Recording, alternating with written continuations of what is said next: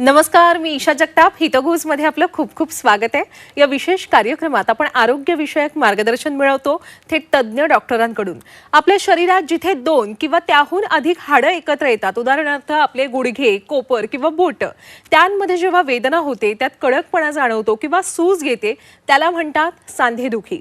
या सांधेदुखीवरच आज आपण अत्याधुनिक उपचार जाणून घेणार आहोत. विशेषतः आपण गुडघेदुखीवर, गुडघ्यामधले जे सांधे असतात त्या दुखण्यावर रोबोटिक उपचार कोणकोणते आहेत याविषयी आपण माहिती मिळवणार आहोत. आणि त्याबाबत आपल्याला माहिती देण्यासाठी आजच्या कार्यक्रमात सहभागी झालेले आहेत डॉक्टर कायद जोहर धरीवाला. नमस्कार डॉक्टर, आपलं खूप खूप स्वागत आहे. नमस्कार. सुरुवातीला डॉक्टर आपली ओळख करून देते आपल्या प्रेक्षकांना. डॉक्टर कायद जोहर धरीवाला हे प्रसिद्ध ऑर्थोपेडिक आणि जॉईंट रिप्लेसमेंट सर्जन आहेत. ते या क्षेत्रातील अतिशय प्रशिक्षित आणि सखोल असा अनुभव असलेले एक निष्णात अस्थिरोग तज्ज्ञ आहेत. त्यांनी 2006 साली मुंबई विद्यापीठातून अस्थिरोग शास्त्रात MS पदवी संपादित केली. तब्बल 20 वर्षांची प्रभावी अशी त्यांची कारकीर्द आहे. आणि डॉक्टर धरीवाला यांनी अस्थिरोग उपचारांमध्ये व्यापक असं नैपुण्य मिळवलंय.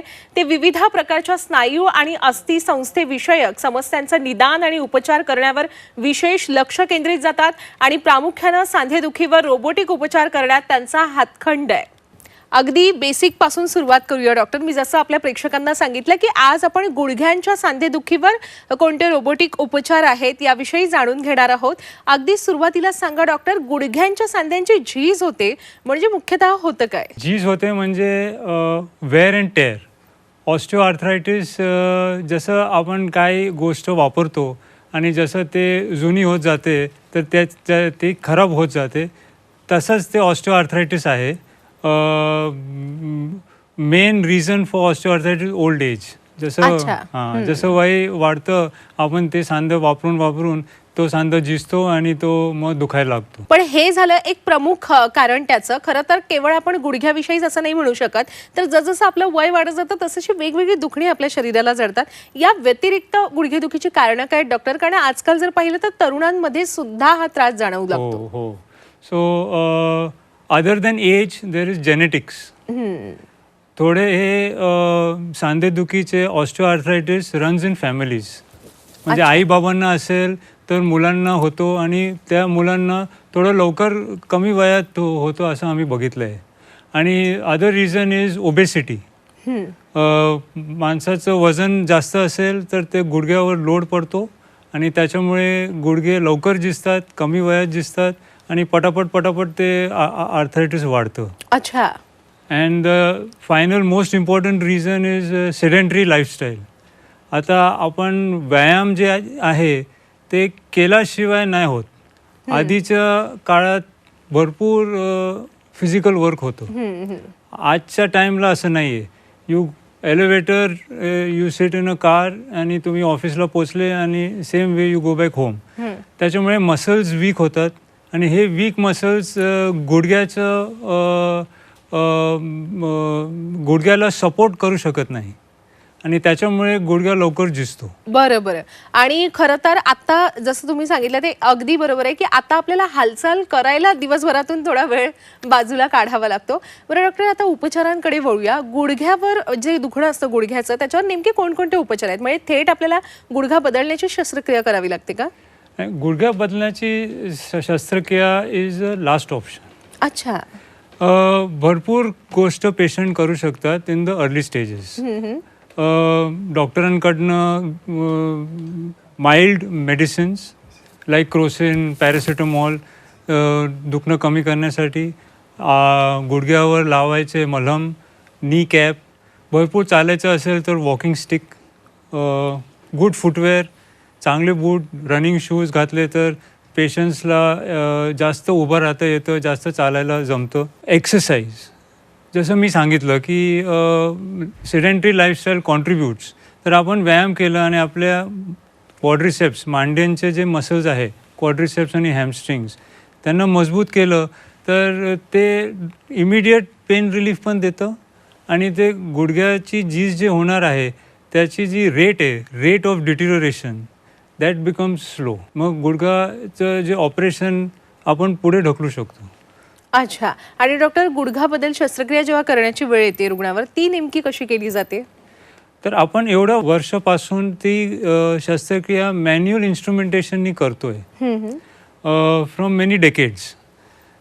मॅन्युअल इन्स्ट्रुमेंटेशननी आम्ही ऑपरेशन चांगलं करतो आणि त्याचं रिझल्ट पण आम्हाला भेटतं. पण आता recently there is advent of robotics. रोबोटिक्समुळे आम्ही जे ऑपरेशन आम्ही चांगल्या पद्धतीने करत होतो ते अजून चांगल्या पद्धतीने आम्ही करू शकतो. And robotics has given us more advantages in knee replacement. अच्छा, या रोबोटिक शस्त्रक्रियेविषयी मला सविस्तर जाणून घ्यायचं आहे, आपला विषयच तो आहे. पण डॉक्टर, ही वेळ कधी येते की आता शस्त्रक्रिया करण्याशिवाय पर्याय नाही? म्हणजे मला ना रुग्णांच्या अनुषंगाने सांगा, कारण कसं असतं बऱ्याचदा काय होतं रुग्णांच्या बाबतीत की आता आपले गुडघे दुखतायत ना, कारण आपलं वय वाढतंय म्हणून, त्यामुळे ते त्याकडे बऱ्याचदा दुर्लक्ष करतात. खूपच दुखणं वाढल्यानंतर मग डॉक्टरांकडे जातात. पण आता आपल्याला शस्त्रक्रिया करायला हवी हे सुद्धा त्यांना त्यांचं लक्षात येणं अतिशय महत्त्वाचं आहे आजच्या घडीला. तर ते कसं लक्षात येऊ शकतं? तो कोणता टप्पा असतो नेमका? तर जेव्हा पेशंटला ॲक्टिव्हिटीज ऑफ डेली लिव्हिंग करायला, जे आपण रोजचे कामं करतो ते करायला पण त्रास होतोय. फॉर एक्झाम्पल किचनमध्ये उभं राहायचं, थोडंफार चालायचं, आपण ऑफिसला गेलो, मार्केटमध्ये गेलो, सिनेमा थिएटरमध्ये गेलो, ते पण आपल्याला जायला त्रास होतोय, गुडघा दुखतोय. रात्री बाथरूमला जायला त्रास होतोय, किंवा चालताना लंगडपणा आला आहे, आपण व्यवस्थित चालू शकत नाही, फास्ट चालू शकत नाही. कुठे बाहेर जायचं असेल, लग्नाला काय ट्रिप प्लॅन होत असेल, हॉलिडे प्लॅन होत असेल, तर आपण विचार करतो की आपण जायचं का नाही, मला जमेल का नाही, आपण एवढं मी चालू शकणार, मला त्रास होईल, मग आपण ती ट्रिप कॅन्सल करतो. सो असे सगळे स्टेजेस आले. किंवा आपल्याला रोज एक पेन किलर घ्यावी लागते, त्याशिवाय आपला दिवस आपण काढू शकत नाही. Then it is the right time to do surgery. अच्छा, आता आपण परत येऊया त्या विषयावर. आपण मगाशीच म्हणालात की रोबोटिक शस्त्रक्रियेमुळे आम्हाला अचूक मोजमाप मिळतं आणि आम्हाला जास्तीत जास्त अक्युरेसीने ती शस्त्रक्रिया करता येते. नेमके काय फायदे होतात रोबोटिक शस्त्रक्रियेचे? रोबोटिक्स जसं थोडे लोकांना वाटतं की रोबोट पूर्ण सर्जरी करणार आणि सर्जन बाजूला थांबणार, तसं नाही आहे. मग robot is accurate sophisticated tool. तर रोबोट आपल्याला 2 स्टेजमध्ये मदत करतो. फर्स्ट स्टेजला robot creates a 3D map of the patient's knee. That is custom. म्हणजे ज्या पेशंटचं जे गुडघा आहे त्याचं सेम शेपचं तो मॅप एक्झॅक्ट तयार करणार, आणि त्या मॅपवर robot will predict the end result. म्हणजे आम्ही ते जे हार्ट कापायचं आहे ते कोणत्या अँगलनी कापायचं आहे आणि किती MM कापायचं आहे ते सगळं आम्ही ट्विक करू शकतो on the screen. And the robot will give us a prediction की तुम्ही असं केलं तर रिझल्ट कसं येईल, गुडघा कसं बॅलन्स होईल, पायाचे अलाइनमेंट कसं होईल. So before doing any surgery I can see the result. And the second stage is the robotic arm. ते robotic arm will execute the plan to accuracy of 1 mm and 1 degree of angle. So because it executes so accurately, we will get the perfect result just as per the plan. And त्याच्यामुळे patient gets a custom solution and a accurate solution. And that results in a faster recovery, less pain and more knee replacement जे वर्षानुवर्ष चालतं. अच्छा, आता ना एक गोंधळ होतोय डॉक्टर. म्हणजे फायदे तर मला कळले की काय काय फायदे होतात, पण तुम्ही सांगितलं की रोबोटिक आर्ममुळे जास्तीत जास्त अक्युरेसी मिळते आणि अगदी स्पेसिफिक कट केले जातात. म्हणजे तुम्ही सर्जन तेव्हा काय करत असता आणि ते रोबोट काय करत असतं, त्यांचा हात वापरला जातो? कसं आहे, ते सॉ माझ्या हातातच आहे. अच्छा, त्याचे बटन माझ्या हातातच आहे. ते रोबोट सॉला प्लेस करणार आणि मी ती सॉ चालवणार, आणि जेव्हा I am in the correct plane only then the saw will work. आणि माझ्या हातात असल्यामुळे थोडे पेशंट मला विचारतात की what if the machine goes wrong. मशीननी काहीतरी चूक केली किंवा मशीनमध्ये काहीतरी एरर आलं किंवा मशीननी त्याच्यामुळे माझं काहीतरी चुकीचं कापलं गेलं तर. पण ते माझ्या हातात आहे. तर I can see what the robot is doing and immediately if I feel there something is going wrong I will not use the saw. बरोबर. So everything is in my control and robot is just जसं मी आधी सांगितलं, it is just a tool and I will use it to my advantage and I can completely control when to stop it and when to use it. बरं, म्हणजे हे लक्षात आलं की शस्त्रक्रिया हे डॉक्टरच करतात, फक्त तंत्रज्ञानाच्या सहाय्याने ती शस्त्रक्रिया केली जाते. का तर आणखी त्याच्यात अक्युरेसी यावी आणि अगदी सुयोग्य अशी शस्त्रक्रिया पार पडावी. बरं डॉक्टर, आता हे सविस्तरपणे सांगा की या रोबोटिक शस्त्रक्रियेचा रुग्णांना कसा फायदा होतो जास्तीत जास्त? कसं आहे की तो robot never has a bad day. म्हणजे काय की आता मी सर्जन आहे, आपण माणूस आहोत, anybody, a cook, author, painter, ते चांगलं काम करतात, पण दर दिवशी ते चांगलं काम करणार असं नाही. ते थकू शकतात. काय नाही तर दिवसच खराब आहे, आपला दिवसच खराब आहे, आपलं काय आज व्यवस्थित झालं नाही. तर the robot never has a bad day. म्हणजे किती मी थकलो असेल किंवा माझा दिवस चांगला जात नसेल, पण रोबोटिक असल्यामुळे दर पेशंटला तो ॲक्युरेट रिझल्ट भेटणार. अच्छा, म्हणजे रुग्णांना अगदी हवा तसा निकाल मिळणार असं आपण सांगताय? आणि दर एक पेशंटला, हो, प्रत्येक रुग्णाला 10 out of 10 will get the same result, irrespective of whether I am having a bad day or a good day. अगदी. पण डॉक्टर, आता सांगा की तुम्ही रुग्णांच्या दृष्टीने रोबोटिक शस्त्रक्रिया कशी फायदेशीर आहे हे सांगितलं, सर्जनच्या दृष्टीने सुद्धा कशी फायदेशीर आहे हे आणखी जास्त सविस्तरपणे सांगा. तर माझ्यासाठी माझं प्लॅनिंग इझी होऊन जातं, माझी रिप्रोड्युसिबिलिटी इझी होऊन जाते, मी दर पेशंटला रिझल्ट देऊ शकतो. पेशंटचे रिकव्हरी चांगली असेल, पेशंटचं रिझल्ट चांगलं असेल तर ते मला फायदा आहे. आणि एवढं चांगलं मला असिस्टंट असेल तर मला काही टेन्शन नसतं. मी ते ऑपरेशनचं प्लॅन आधीच बघू शकतो. मी ते रोबोट मला प्रिडिक्ट करून देईल की ते रिझल्ट कसं दिसणार. तर त्याच्यामुळे माझं सगळं काम फार सोपं होऊन जातं आणि मी ती सर्जरी प्रिडिक्टेबली दर पेशंटला देऊ शकतो आणि दर पेशंटला आपण रिझल्ट एक्सपेक्ट करू शकतो. अच्छा, आता एक प्रश्न आहे डॉक्टर, पूर्वी ज्या पारंपरिक शस्त्रक्रिया केल्या जायच्या ना, त्याच्या शरीरावर प्रचंड छेद पाडले जायचे किंवा प्रचंड वेदना व्हायची, अनेक टाके बसवले जायचे. पण हळूहळू जी काही प्रगती झाली वैद्यकीय क्षेत्रात, विज्ञानात, त्यानंतर हे टाके कमी झाले, छिद्र पाडणं कमी झालं, वेदना कमी झाल्या, मिनिमली इन्व्हेसिव्ह सर्जरी झाल्या. रोबोटिक शस्त्रक्रिया जी असते त्याच्यामध्ये याबाबत कसा निर्णय घेतला जातो? म्हणजे जास्तीत जास्त टाके पाडावे लागतात किंवा कापाकापी करावी लागते डॉक्टर? कापाकापी तर करावी लागणार, पण ते कमी करावी लागते. अच्छा, कसं असतं की मॅन्युअल इन्स्ट्रुमेंटेशनमध्ये थोडं एरर असल्यामुळे आम्हाला फाईन ट्युनिंग करावं लागतं. That is known as ligament balancing.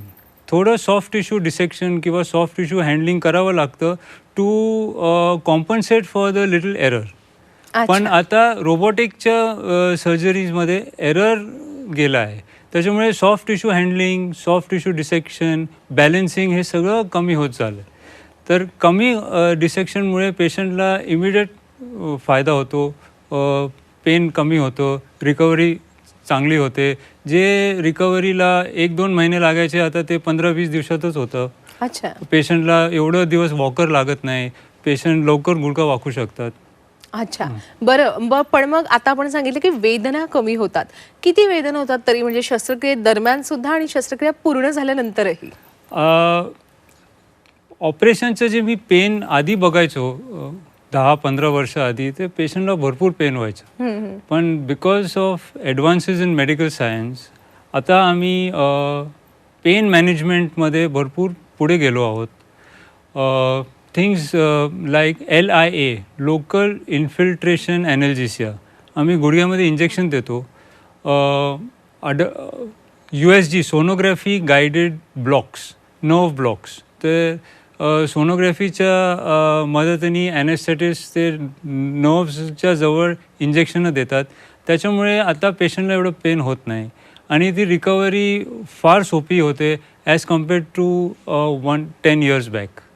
अच्छा, आता सगळ्यात महत्त्वाचा मुद्दा डॉक्टर, जेव्हा ही सगळी शस्त्रक्रिया पार पडते गुडघ्यावरची, त्यानंतर पुनर्वसन कसं होतं, म्हणजे रिहॅबिलिटेशन. तुम्ही सांगितलं रिकव्हरीचा कालावधी आता बराच कमी झालेला आहे. ते खूप चांगली गोष्ट आहे की रिकव्हरीचा कालावधी कमी झाला आहे, पण त्यानंतर पुढे काय, म्हणजे अगदी पहिल्यासारखं जीवन जगता येतं मनसोक्त? ॲब्सोल्युटली. आधीसारखं पेशंट, आम्ही म्हणतो की पेशंट 10 वर्ष यंग होतात. बापरे. ज्या पद्धतीने ते आधी चालायचे, पेन फ्री, आणि ज्या स्पीडनी ते चालायचे ते सगळं रिस्टोर होतं. Patient can move freely, patient can travel. बरेचसे पेशंट मला अमेरिकेतनं, युरोपमधनं फोन करतात, फोटोज पाठवतात की डॉक्टर, या शस्त्रक्रियेमुळे मी इथे येऊ शकलो, इथे मी एवढं चालू शकलो. 10,000 20,000 स्टेप्स ते करू शकतात. त्यांना जिना चढताना उतरताना काय सपोर्ट घ्यावा लागत नाही. They can play sports.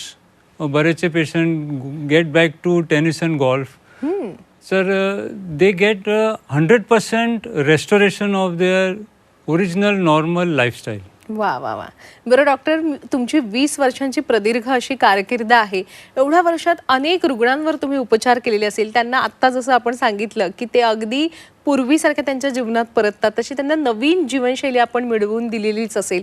एखादं असं उदाहरण सांगा ना, किंवा आठवण सांगा की त्या म्हणजे तो जो दिवस होता किंवा तो क्षण होता, तो डॉक्टर म्हणून मी कधी विसरू नाही शकत, असा एखाद्या रुग्णाचा अनुभव. एक पेशंट होता ज्यांना एवढं त्रास होतं की ते बेडपासनं बाथरूममध्ये पण तिला जायला त्रास व्हायचा. अच्छा. आणि तिचं वजन भरपूर होतं, 120 किलो. आणि वय किती होतं साधारण? वय होतं 65. अच्छा. आणि त्यांचं आम्ही बायलॅटरल नी रिप्लेसमेंट एका स्टेजमध्ये केलं. टेक्निकली फार चॅलेंजिंग होतं because she was very heavy. After surgery she recovered so well. And जसं मी तुम्हाला सांगितलं, ती पेशंटनी मला अमेरिकेतनं मेसेजेस पाठवले. ती एवढं फिरायची, एवढं चालायची, आणि ती रोज मला मेसेज पाठवून थँक्यू म्हणायची की तुम्ही ऑपरेशन केलं की मी एवढे हँडिकॅप होती, आता मी एवढी फ्री झाली आहे, आणि that will always remain in my memory. And she was so grateful and I am so thankful that I could give her that result. वा, म्हणजे दररोज तुम्हाला तुमच्या कामाची पोचपावती मिळत होती, त्यांच्याकडून समाधान मिळत होतं. डॉक्टर, रोबोटिक शस्त्रक्रियेचे आपण इतके फायदे सांगितले की त्याच्यात अचूकता कमालीची असते, शिवाय त्यात वेदना कमी असतात, पण खर्च पण तेवढाच जास्त असेल की?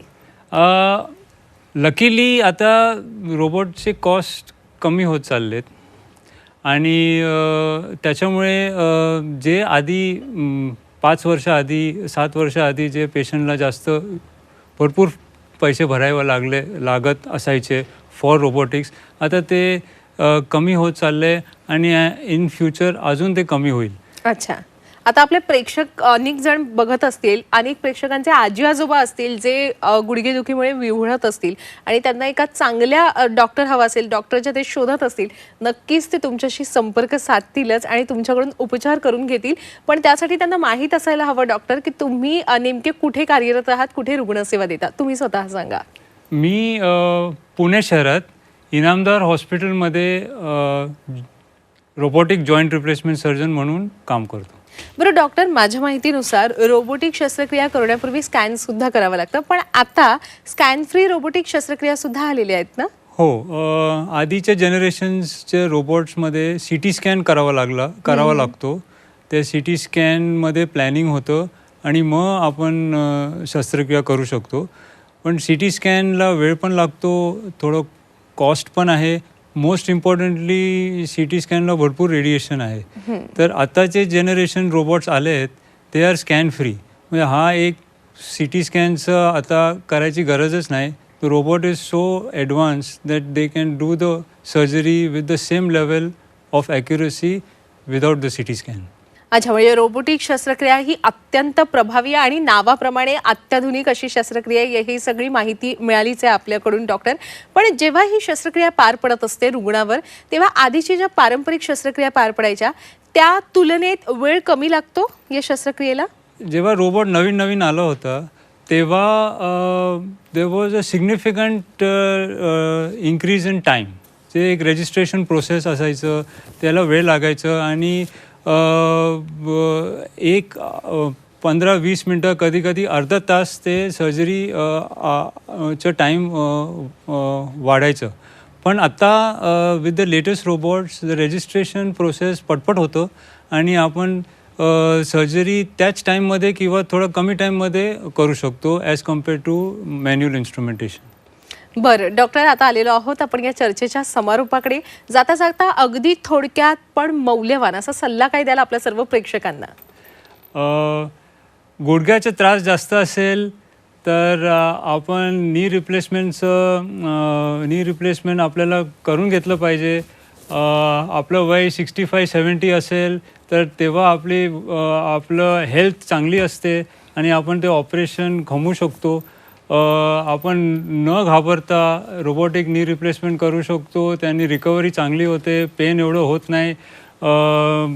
वेटिंग ऑपरेशन न करून मग मोठ्या वयात एकदम हँडिकॅप होण्यात काय अर्थ नाही आहे. सो आय रेकमेंड की सगळे नी रिप्लेसमेंटचं ऑप्शन सिरियसली घ्या. बाकीच्या गोष्टींवर पैसे नका वेस्ट करू. गुडघा प्रत्यारोपण शस्त्रक्रियेला घाबरण्याची गरज नाहीये, तर रोबोटिक शस्त्रक्रिया ही सुरक्षित आहे असा मोलाचा सल्ला आपण दिलेला आहे डॉक्टर. खरं तर धन्यवाद या सल्ल्यासाठी सुद्धा आणि सविस्तर अशा मार्गदर्शनासाठी सुद्धा. खूप आभार. Thank you very much. प्रेक्षक हो, हितगुजमध्ये वेळ झालेली आहे आता इथेच थांबण्याची.